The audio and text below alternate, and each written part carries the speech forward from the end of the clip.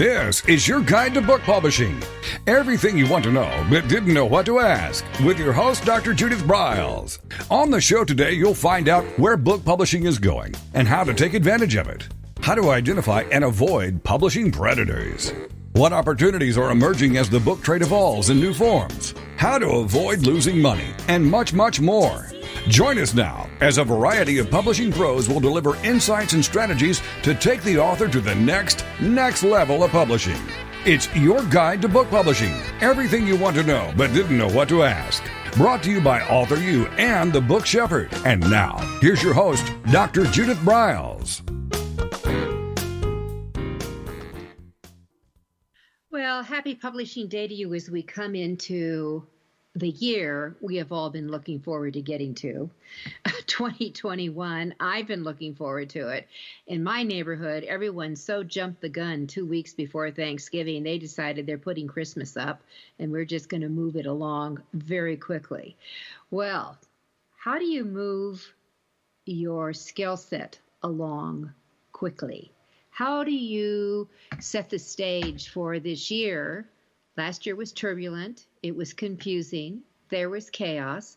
People didn't know which way to go when it came to social media, where it came to marketing.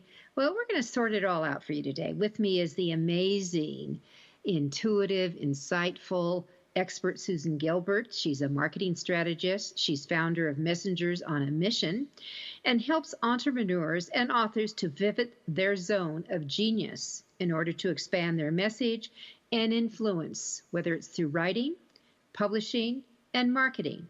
She's been named one of the top women in digital marketing, and she's been working online for, get this, over 2 decades. So, Susan, welcome to the show. Oh, thank you so much, Judith, for having me here with you, especially in this pivotal new year. It is, and you know, your company, you're a messenger on a mission yourself. So I want to give everyone some quick contact information that you can find anything you need to know. And I would encourage all of you to subscribe to her Monday blog. 4 of anything, always kind of comes in 4s, ideas, tips, ahas, insights, and you can get it at Susan Gilbert, GILBERT.com.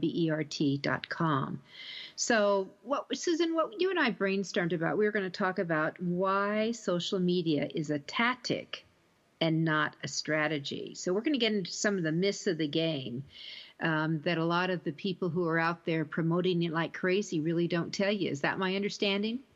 Absolutely. And, thank you so much for mentioning the Monday blog. It's called Monday Memos. And do you know that I've been blogging since 2001, Judith? Oh, my God, Susan. So some things don't get old. You know, some things still work, but there are a lot of myths out there. There's a lot of information.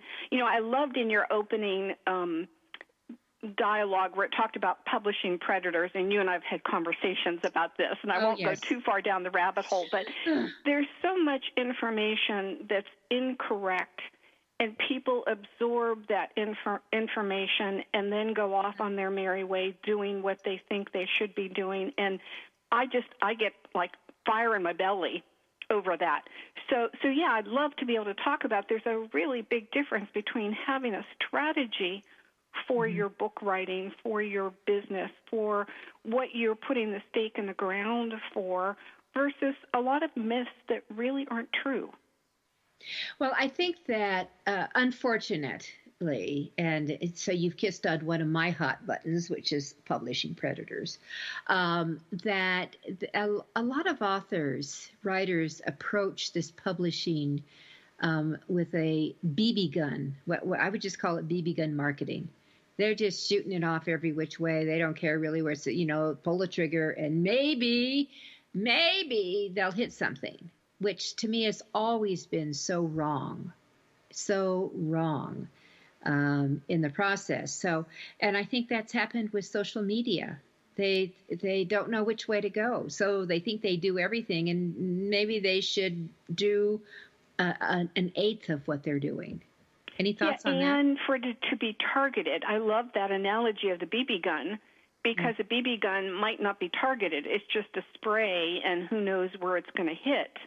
And so when you have a strategy, you're very targeted about your work, and you know why you're doing what you're doing with a strategy.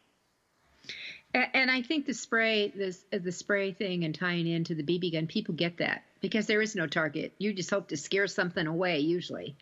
Yeah, I couldn't agree more. And when you're marketing everyone, you don't want to scare them away. You want to be the magnet. So the BB gun is bad any way you look at it. Exactly.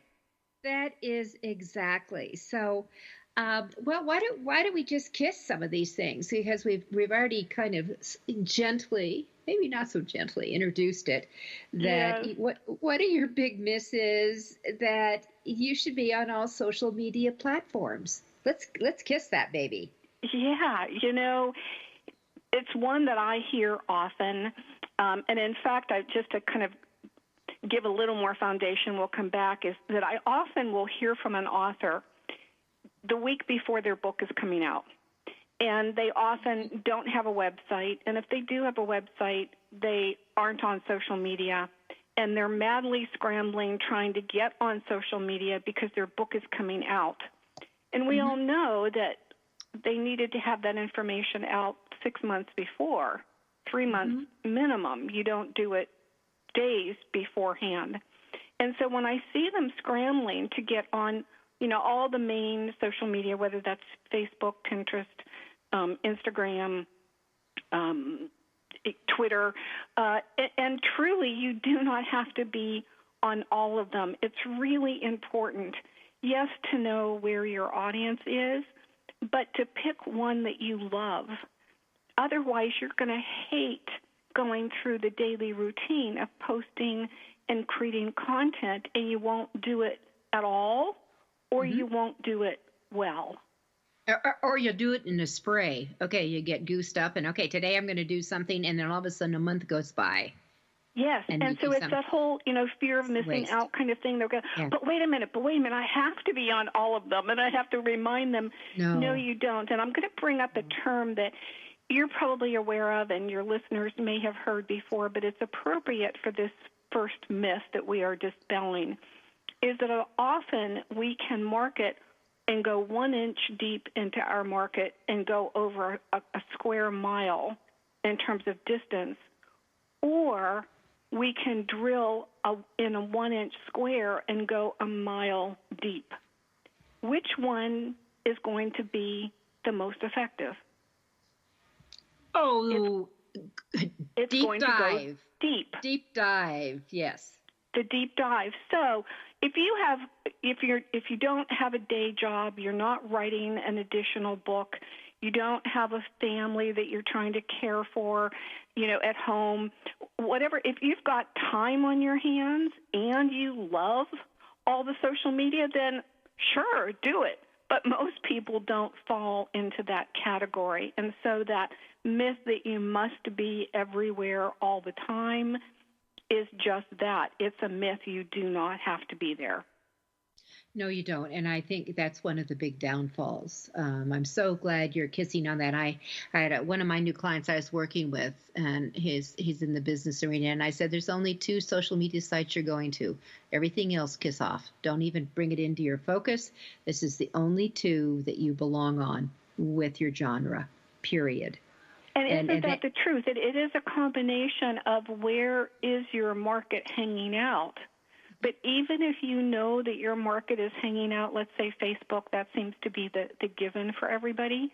If you hate Facebook, there's someplace else as well. Go find that other place where your market is that you're going to look forward to getting your information and your content out.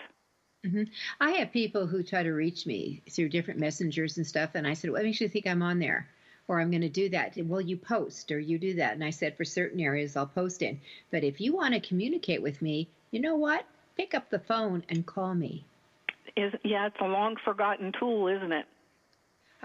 It's my preferred way. If I'm not doing face-to-face, talking with you, taping a show, or I'm like, I got my barrier tape up, which says authors at work do not cross. Staff knows this barrier tape when it goes across my office door. I pick up the phone, which always shocks people, Susan. Always shocks them, saying, wait a minute, you answer the phone? Well, you called me. Yeah. So, you've got a couple of minutes, and then I'll decide whether or not I'll reschedule with you. But you've got a couple of minutes. So that's what. Yeah, and isn't that funny? Because, we bring up that I've been online for 2 decades, which I have. But before we had, and that was even, I was doing online work before social media hit the online market space. But it's the only thing we ever used to do is pick up the phone.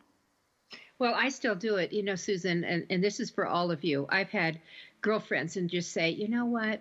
I don't want to see you, Judith. I've got Zoomitis. I just don't. Let's just hear our voice, and we can giggle, and we can scratch ourselves, and we can do whatever we want. Let's just do it like the old-fashioned way. And that's, that's a refreshing break from the intensity we all came through this last year. Yes, absolutely. And even getting, I don't wear makeup. I don't do my hair. That's one of the reasons when I moved from San Diego up to my 5 acres outside Seattle and living in a rural environment, I did it because I could do my work by phone, I could do my work online, and I could just be in my sweats and my comfort clothes and, my fleece. And now with Zoom, I'm doing my hair, I'm putting the makeup on, and even if I'm only dressed nicely from the waist up, I got to get dressed like I used to years and years ago to get dressed to go to work. And so now you pick up the phone. You don't have to do that. It's great. All right, we're going to take our first break. We'll expand a little bit more on this. Myth 1, what kind of platforms? Maybe she has some hints for genres and things. But we'll be right back. Susan Gilbert's with us today. It's AuthorU, your guide to book publishing.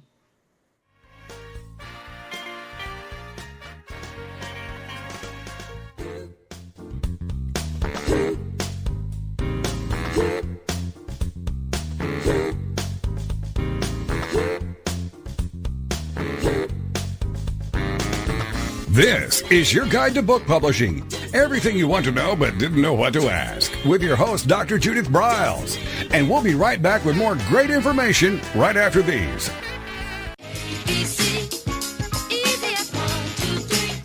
Is there a book in you? Or another? AuthorU shows you how to create, develop, and publish your book without being hoodwinked. If you already have a book out, you will find a supportive and brainstorming community that is connected and creative, no matter where you live. AuthorU brings in national experts for its book camps and annual AuthorU extravaganza. It has regular meetings and delivers webinars for its members on timely topics. Through AuthorU's extensive network, members enjoy exclusive benefits, including significant discounts for a variety of services necessary to publishing. AuthorU is the premier authoring resource in the country, creating community, education, guidance, vision, and success for the serious author. If you want to create a book that has pizzazz, punch, and panache, AuthorU is for you. Timely author and publishing tips and articles are posted on its social media platforms, and it is free. Discover AuthorU, where authors go to become seriously successful. Join AuthorU today at AuthorU.org.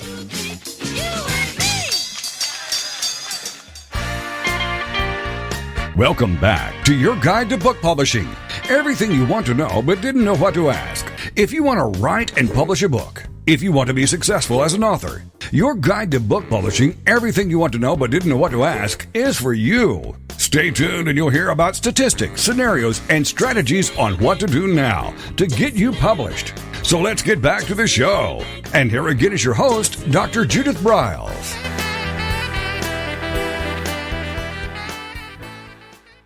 With me today is Susan Gilbert, and we're talking about really how to maximize your time on social media with a minimal amount of time and developing a strategy that works for you, not for everybody else.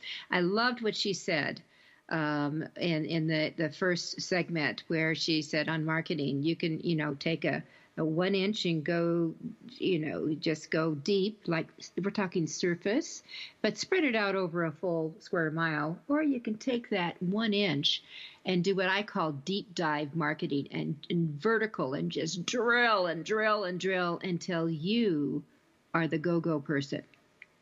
That's to me, Susan, the difference between success and mediocrity in marketing.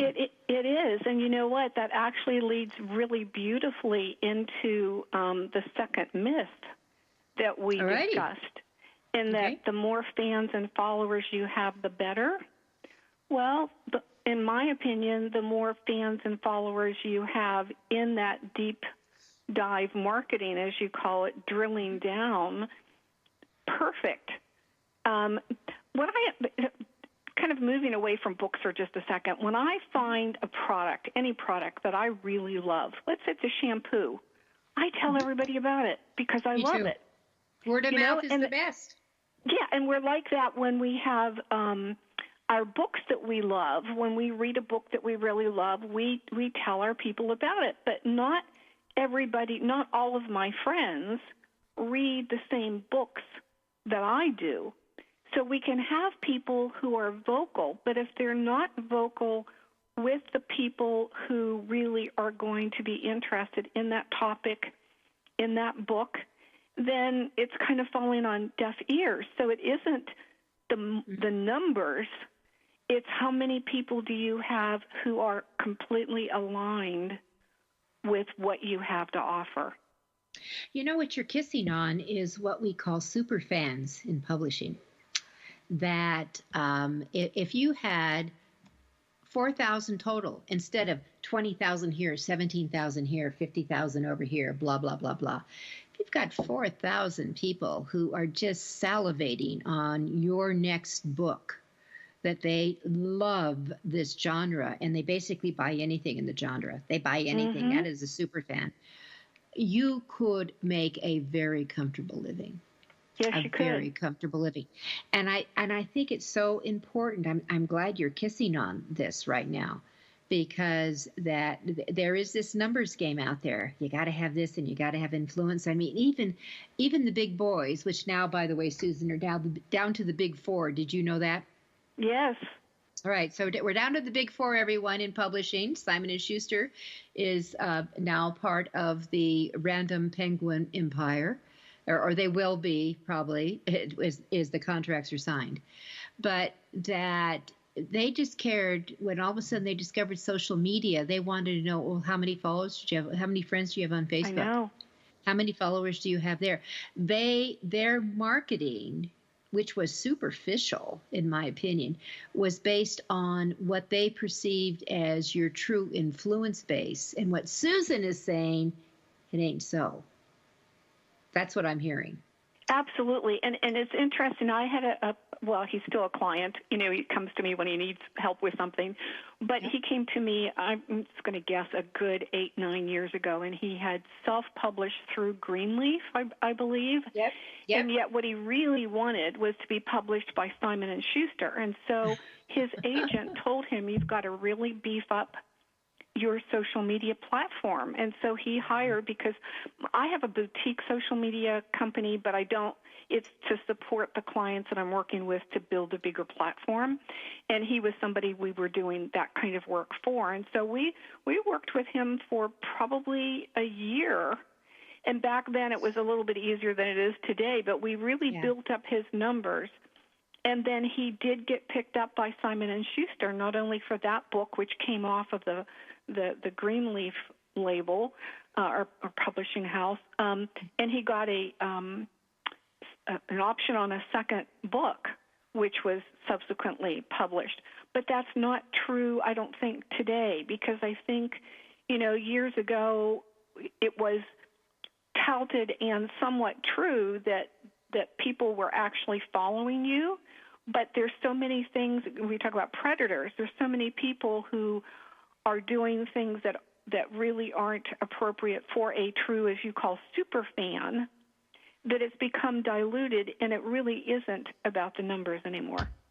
It is, I am so glad we're having this discussion because here's one of the myths. I'm going to throw in a myth in between some of yours, is that there is this belief out here, and I'm sure that your client had, gee, if Simon & Schuster will pick you up, and I did 3 books with Simon & Schuster, if they pick me up, they will do all the marketing. I can back off. I can focus on my future writing or my speaking or fill in the blank. And that was true 20 plus years ago. It ain't true now. And I think that the precursor of how many numbers you had, that actually Simon & Schuster was a visionary in some of the things that they did do. And that one of the things is that they led the way for stopping marketing in the old-fashioned way with a traditional publisher, where their expectation was, which is why they wanted you to have the numbers, is that you will take over and do all the marketing. Yeah. And that was the shock. And you're absolutely right, because the irony is, after he had that original book republished through Simon & Schuster, yep, and he had such a bad experience. I'm sorry, Simon & Schuster, if you were listening, but he's an entrepreneur. And so he was able to do everything and himself, and like the cover that he wanted, and all the things that come up in publishing. And he he had such a bad experience that he started to shop around and try to decide, like, do I really want to take that option, which he ultimately did. But his experience was not what he thought it was going to be. Oh, see, I was a slow learner, because I thought only legitimate authors were published by New York. See, so that was embedded. That was a myth, everybody. It's a myth. That's another myth. You're right. That it took me, I'm at book 37 now. It took me 18 books before I jumped ship totally, which happened because of Simon & Schuster, which, by the way, we used to call them Sign 'em and Shaft 'em. So you can share that with your client. I was going to say, now I don't feel bad about what I said. No. Traditional publishers don't care about your input. You have an idea for the cover? Oh, are you kidding? Go away. Just go away. And that Simon & Schuster also led the way that reduced what authors made by 50%. Did you know that? Yes. I'll never forget when I got a letter from them saying we've altered your contract, and the 10% you got on your royalties for based on retail is now on net. And that's when I said, oh no, it's not. Mm-hmm. But they opened the door for going to net royalties versus retail royalties. So. All right, there's our trivia for the day, people. I love it. So that's where we're going to go. All right, so with that said, I should be paying attention to where we are on our time here. That I think it's important to really look at what's going on and about this fan base and these numbers, because it's about the type of numbers you have, the quality of numbers, the dedication of the numbers. And with the trolls and all these other little critters that are out there, your numbers could be worthless. Your 30,000 fans. And you just said it. The word is quality, not quantity. Mm-hmm. It's the quality of the people. Are they truly your fans and followers? So let's ask the question then. How do we tell quality from fiction? Well, they're people who are engaged. That's, Clout.com, which was out, quite a few years ago, is no longer in existence. But what I loved about it was it didn't measure the numbers of fans and followers. It measured the number of people who were engaging with you. And that's how you know, and there's always going to be the lurkers, but the people, like the example of when I buy a book and I love it and I tell everybody about it, they're going to be in there loving on you. They're going to be connecting with you. They're super connectors. And they're going to be telling people about your book. One thing I think about, and this goes way, way back, but I was a Diana Gabaldon fan with her original book, The Outlander, and I have purchased and and read every book since then. That goes back to the early 1990s, before social media. But her characters were so rich. I mean, and anybody that hasn't read the book might have seen the TV series. But she has created such a fan base that you can even buy T-shirts on Etsy that says "Lead like Dougal, persevere like Jenny." I mean, it all comes from the richness and the quality of her work created quality fans.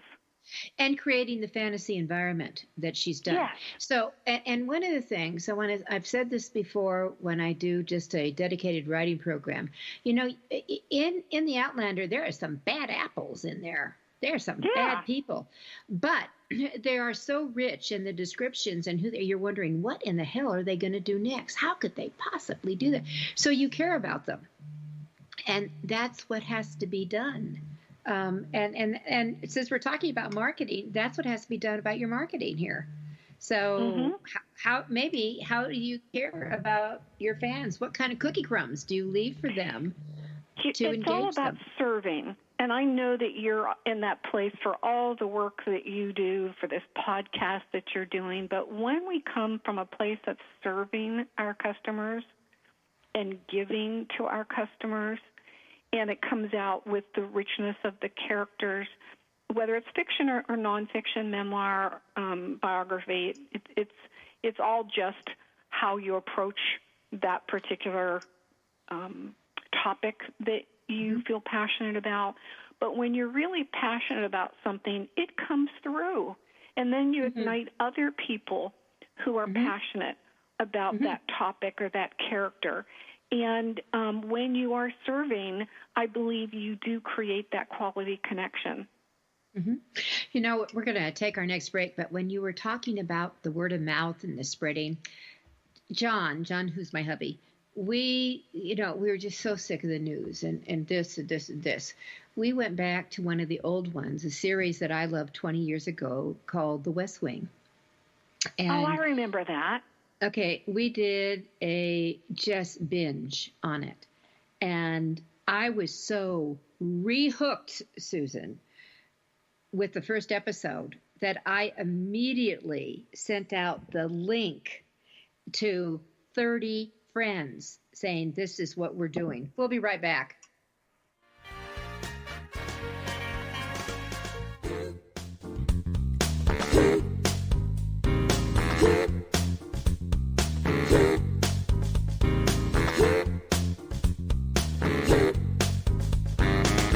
This is your guide to book publishing. Everything you want to know but didn't know what to ask. With your host, Dr. Judith Briles. And we'll be right back with more great information right after these.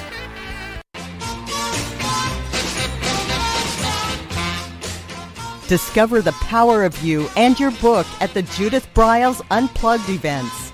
Each summer, Judith Briles Book Marketing Unplugged unfolds over 3 intensive days working with just Judith.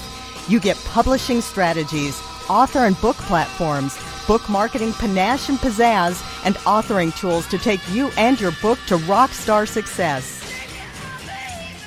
In the fall and winter, Judith Briles Speaking Unplugged includes Judith as your coach and mentor during 2 powerful days. You will learn how to structure a speech, how to create openings and closings, how to find gigs that pay you and sell your books, and you will get one-on-one coaching. Go to thebookshepherd.com and click on the Events tab to learn how to participate at the next Unplugged Workshop event.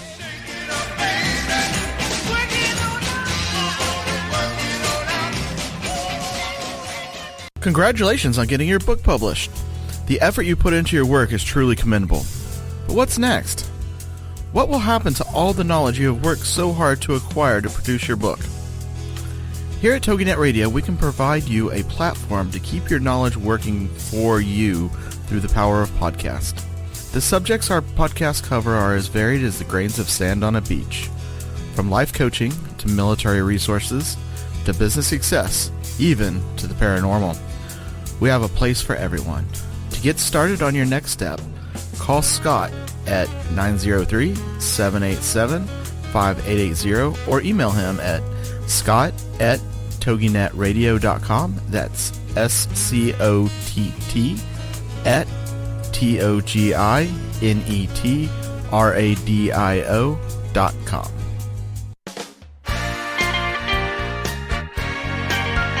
Welcome back to your guide to book publishing. Everything you want to know but didn't know what to ask. Coming up, you'll hear more about statistics, scenarios, and strategies on what to do now to get you published. So let's get back to the show. And here again is your host, Dr. Judith Briles.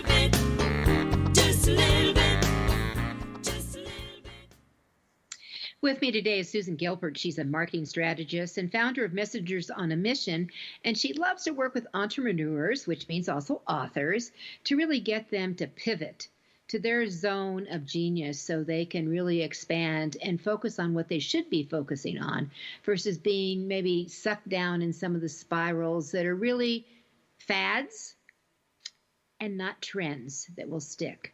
So we're talking about some of the myths of social media. The first one we kissed on was, do you have to be on social media platforms? And we both gave you a resounding absolutely not. And then the numbers game. You got to have a gazillion people. Otherwise, you're worthless. So not true. So is there anything you else want to add to that, Susan, before we jump to your myth number 3? No, I think we can dive right into number 3. Okay, so I'm going to throw it back to you, and it is? Social media is free. Thank God. It is never free. Your time has value, and even more in the last couple of years, if we discount, which we never want to discount the value of our time, is that it's become very much a paid-to-play environment across so many of the platforms. And what we also, in addition to the social media is free, is that you want to keep in mind is platforms disappear. I mean, who remembers MySpace? I do. Who remembers Friendster? I do. Yep. Mm-hmm. 6 Degrees was before even then, but you're devoting all of your time and effort into something that could be gone. I mean, any of us that are on Facebook and just saw the big rollout a couple months ago with the new look and feel, we have no control over that. I'm probably, I don't know how many you have your deal. I am not a fan of Facebook. I don't like what they've done politically. I was stunned to find out people got news on Facebook. You do. That was a stunning revelation to me. A lot of fake news. And I am so tuned in to the spiral of time wasting people get pulled into when they're on it. Mm-hmm. So when you said it's not free, well, it technically the gate opening could be free. Okay, I can sign up for it, but your time is so much more valuable. And if all of a sudden it was created with that addiction, again, which we could, really go off into the predator kind of stuff, but it was created with addiction in mind. And there are ways to use Facebook. I've been doing challenges. There are 5-day challenges. And I'll tell you just briefly about it and how it relates to what we're talking about. And in those 5 days, people come into the group, and I teach 35, 40 minutes. I don't even get into an hour unless there's Q&A because, again, time is important. But at the end of the 5 days, they get to know me, and I have given them enough that they can continue on and do what I've been teaching without me. Now, of course, there's always a back-end offer, and those who want to continue can. But that's a way where, again, like-minded people can come together in a group in an more intimate and knowledge-based growing environment, and has its, to me, merit. But the general posting of what you had for breakfast, or it's crazy, and it's such a waste of time. What is? I actually, what I use those platforms are, I must have 1,000 quotes I've created, and pulled from my books or my writings or my teachings or whatever. And I have those on posters. I'll put those up for inspiration and those kind of things. And, I was trying to do Facebook Live and I got on the Facebook TV, and that was kind of a disaster. Nothing was working right. And I don't even know if it's still going on now. Facebook Lives, yeah. Well, Facebook Lives, well, the Instagram TV, Lives. Yeah, well, their TV, they had a TV side to it, an actual Oh, I paid see. Yeah, I don't know about that, quite frankly.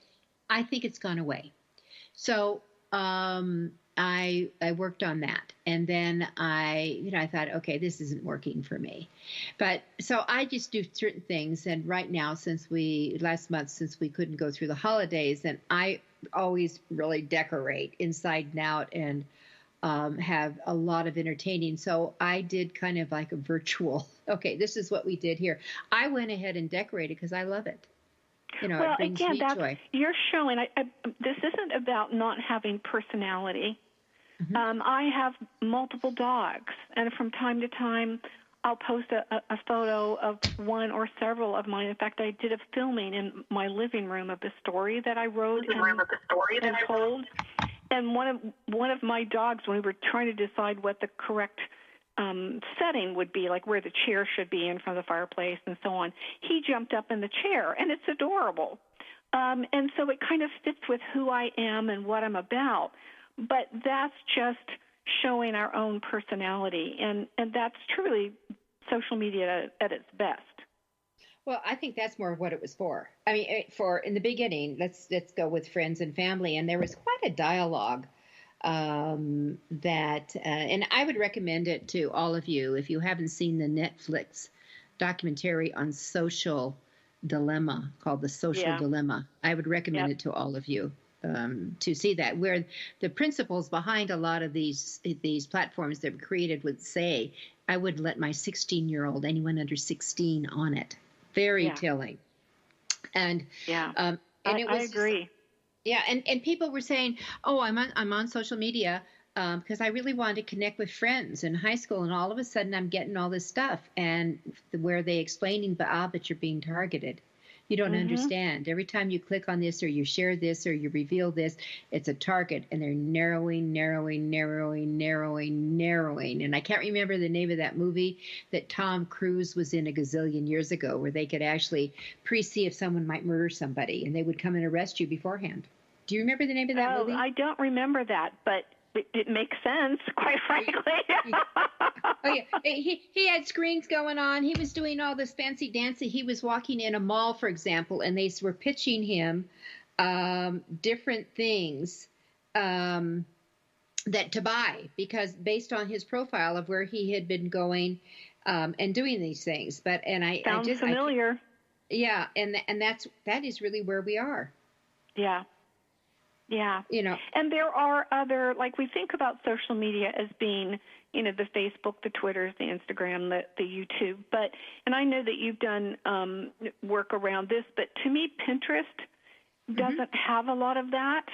No, it doesn't. And it's a great platform. And the one that I do my challenge on is medium.com, which a lot of people don't even know that exists.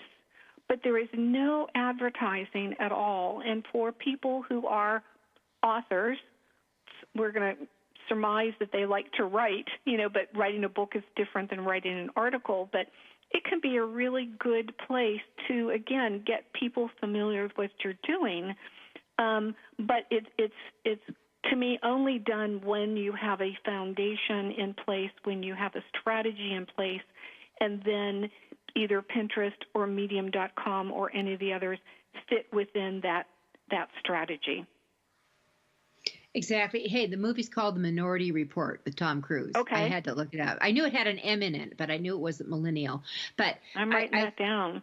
Yeah, and it was interesting what happened, but this is the future going on, and it comes forward. So social media is not free, everyone. Your time has huge value to it. Huge value. And I think, Susan, one of the problems I've seen with authors, when they get down to this stage, I mean, you do consulting and you do what, and you're quoting what a project is or what your hourly is. And sometimes they think, well, wait a minute, I've been working for free all the time. Now I have to pay. for it, and they rarely put a value on their time. Mm-hmm. You know, that maybe that you hire the experts to come in and do it because they're going to move you along further. I mean, for me, I want to teach you how to do this because you're going to learn how to do this. You don't need to keep paying someone at my rate to do it. You can do this for marketing. I'm all about marketing. Yes. I love marketing. Yeah, I'm very similar. I mean, I do have clients that, gosh, I've been working with for 4 and 5 years, but that's not necessarily a daily ongoing. They're coming in and out of my work when they need it. But I don't want to have to keep teaching somebody the same thing all the time. I want to be able to help them up level and be able to find ways to do this for themselves. And I'm also a huge believer in getting virtual assistants, people who, you're not paying at our rates, much less, but they can really go out and do the splash where you need to have the splash or follow up your direct channels. I don't know what I'd do without my team. Me too, really. I mean, Leah, for example, she'll tell me, hey, there's some action on Facebook. You need to get up here and respond to this, and this. All right. And she'll just send me the links and I go do it and I'm done. I'm out. Yeah, I agree. Yeah, I can't spend time just scrolling all day long. It's got to be targeted and specific. And so I think that to wrap up this segment, because we have one more break, and then I want to get into how social. Let's stay with social media, Susan, but really get into it. How can it expand your success, your influence, your leads, and everything else? But it's not free. Your time has a price tag on it. What is it? And I think, when I work with some authors, I will go into, all right, so let's look at the squares of 4. Number 1, what do you really love? Do you really love this social media stuff? Do you really love doing it? By God, then you do it. If you like it, you know how to do it, but it's okay. If you don't like it at all, you're going to avoid it like the plague and have someone do it for you, because neither one of us are saying you avoid it, because it is part of this your strategy. I believe it is. Yeah, and we'll talk more about that after the break. Yeah, marketing. And then the other thing is that, okay, well, it's so-so, the other quadrant, it's okay, it's so-so, I guess I could do it, but I really don't want to. Those things that you hate and you really don't want to, don't muck around with it. And that, we're going to take a quick break. Susan Gilbert's with me. I'm Judith Briles, and it's your guide to book publishing.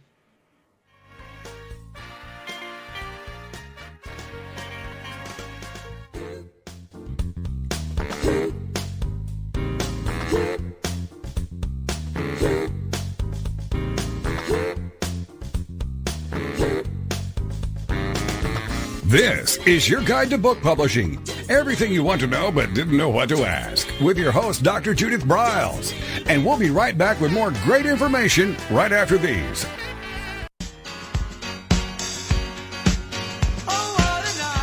Are you confused about publishing options? Do you know which printing option is best for your book? Does your stomach flip when you think about selling books? Or do you feel overwhelmed with what to do about book marketing and publicity? Get the answers and much more. Get them and from someone who knows publishing inside and out, from both the traditional and independent sides, how to make a successful book. You can't do it alone without paying the price. You can spend your money creating a book that turns out to be so-so, or you can create a book that looks and feels classy, builds your brand and platform, and is a success, a bestseller. It is your choice. You choose. If you want author and publishing success, you want Judith Briles as your book coach. Sign up for her weekly blogs and e-zine at thebookshepherd.com.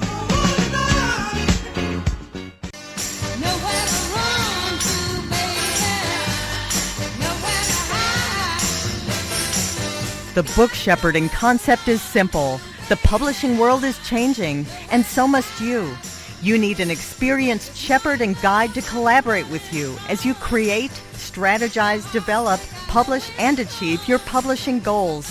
Publishing is riddled with obstacles, sometimes nightmares for the author. You do not need more problems. You want solutions. Dr. Judith Briles will shepherd you through the maze and chaos. At times, she has had to step in and rescue a book that has been sabotaged by a publisher, by a publishing service provider, and sometimes even by the author. If you want author and book success, connect with her today at thebookshepherd.com.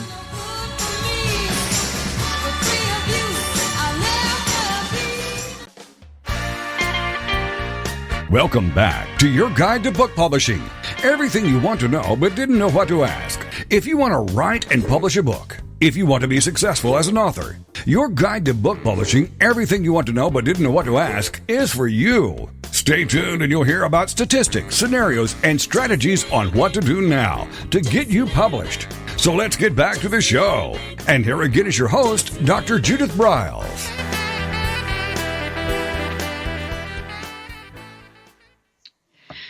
We've been talking social media and that using it as a tactic, so not a full-blown, this is how I'm going to live my life.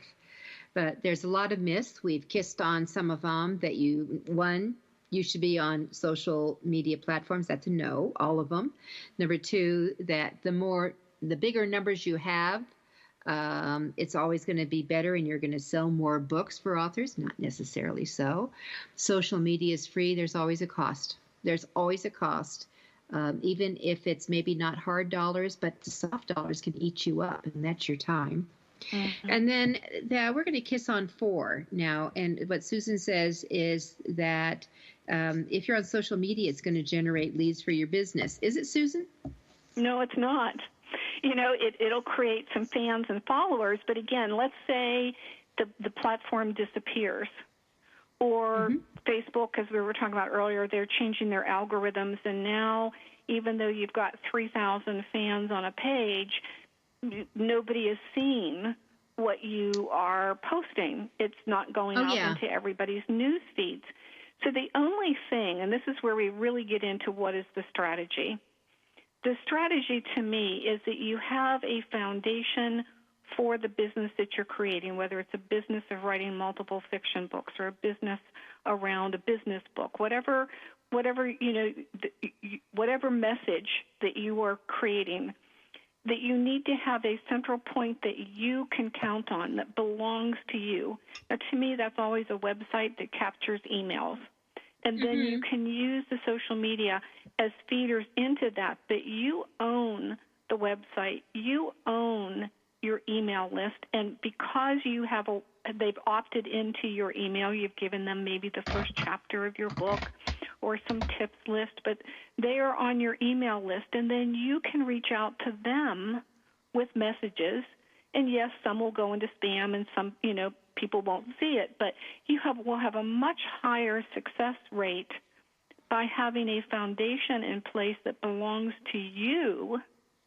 And then only using social media as appropriate to widen your sphere of influence. You are talking to the choir here. But, Susan, I have to tell you, it always amazes me when I feel like I'm sometimes hitting my head on the wall about the power of your website, the power of collecting emails, the power of building, where I look at it as a website, is 1, that it's your global business card. 2, it collects emails. 3, it provides content for what your expertise is, and it builds trust because you're giving out good content. That's the way I kind of view it. And exactly.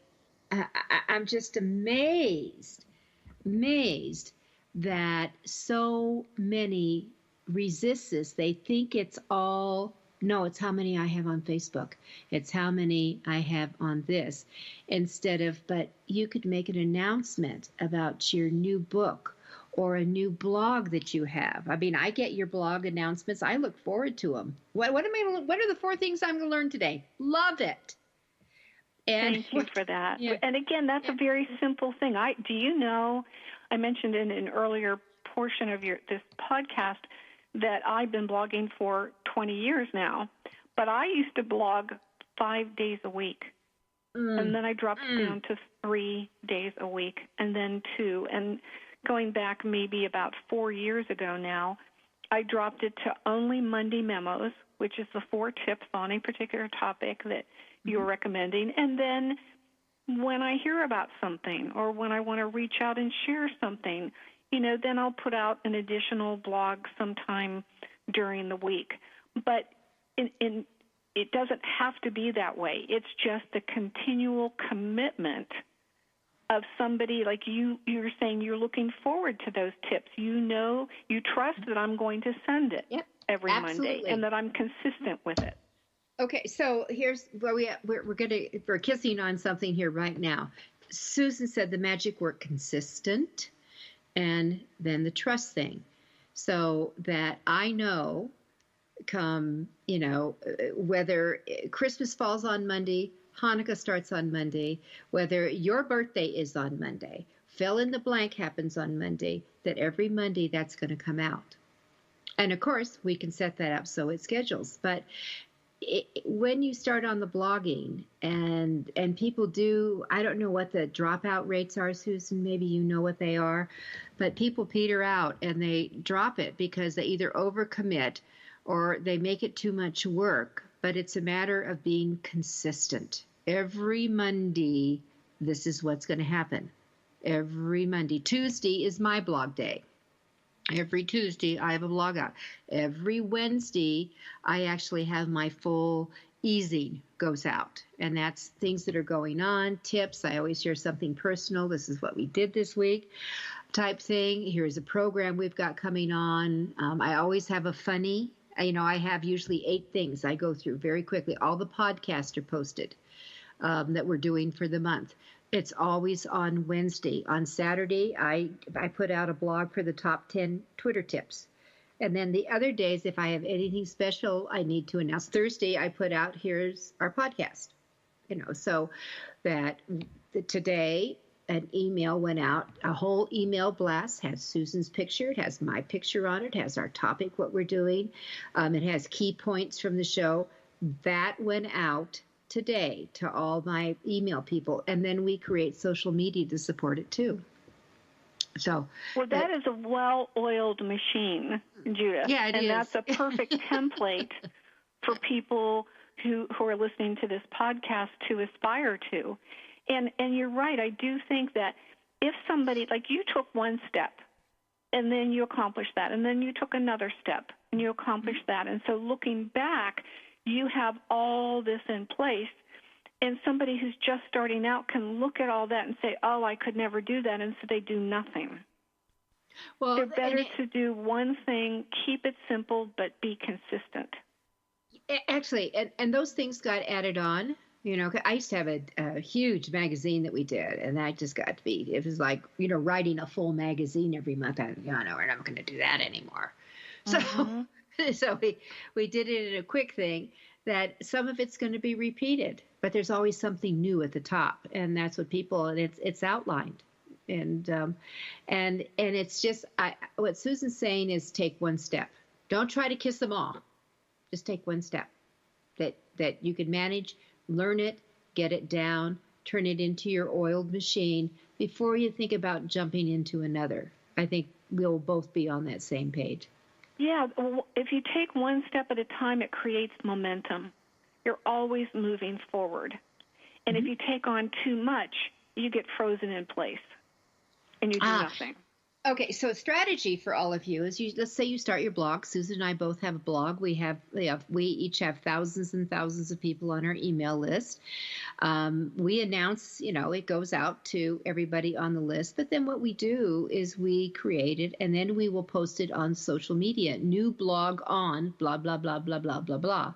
So those people who might randomly see it, that maybe are not, because the hashtag could open up other things, all of a sudden you could develop new fans. Exactly. So that's it. But that's having a strategy in place. Oh yeah. What we're discussing is having a strategy so you know that one step leads to another, not just, well, I think I'll take a step and I don't know what direction, and I'm not going to do it consistently. So what Susan's really saying is, you know what? You need a foundation. I often call it, this is the infrastructure. This is the infrastructure to your success. to how you build on, so that we can go back to the very beginning of the show. You really don't need 100,000 followers on social media. No, you don't. You could have 1,000 followers that are really committed to you, are really interested to you, that really wait with bated breath for what your next words of wisdom are, and do very well with your business. I think that's what we're saying. Exactly. All right. So you have, I love that I've heard you say this when you're saying your foundation, that it's your strategy. So you've got to develop your strategy. That's the one key step you need. So think about it like a blueprint for a house. Mm-hmm. You don't just, if you're going to build a house, you don't just go to Home Depot and start picking out fixtures or buy some lumber. You start with a blueprint, and that blueprint lays the foundation for your home, and then everything else just adds to the creation of the home. So all of you, you're the architecture here. This is where you're going to really design. So what do you want to do? And just do 1, 2, 3. This is what I'd like to accomplish. Okay, what platform will help you accomplish that? And you can find out information on that. And with Susan and I are going to do another show later this month. But there are certain platforms that are better than other platforms for certain types of books. And that, then there are other, if you write strictly business, you know what? Facebook is not your platform. No, it's LinkedIn.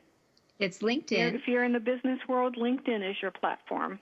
And your backup is Twitter. If you want, absolutely, that's where the journalists are. And and now you've said the magic thing. If you want media attention, if you're coattailing on news or any of those things, then your strategy is going to build the handles of key media and the hashtags they follow, and then you're going to start using those in all your posts. And you'd be surprised, you could get some calls. So, with Susan, 30 seconds. Anything else you want to add before we do a wrap here? Just, that I've loved everything that we've talked about. If we were on Zoom, you'd see that there's a photo or a painting behind me, which is a lion.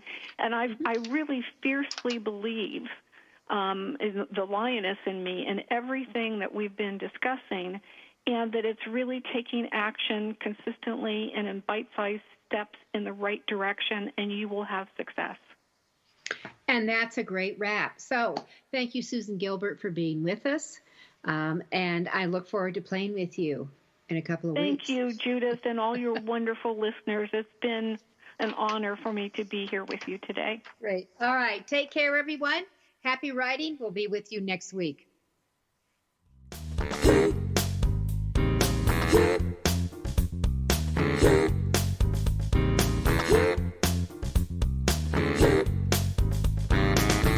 Thank you for being a part of Your Guide to Book Publishing. Everything you want to know but didn't know what to ask. With your host, Dr. Judith Briles.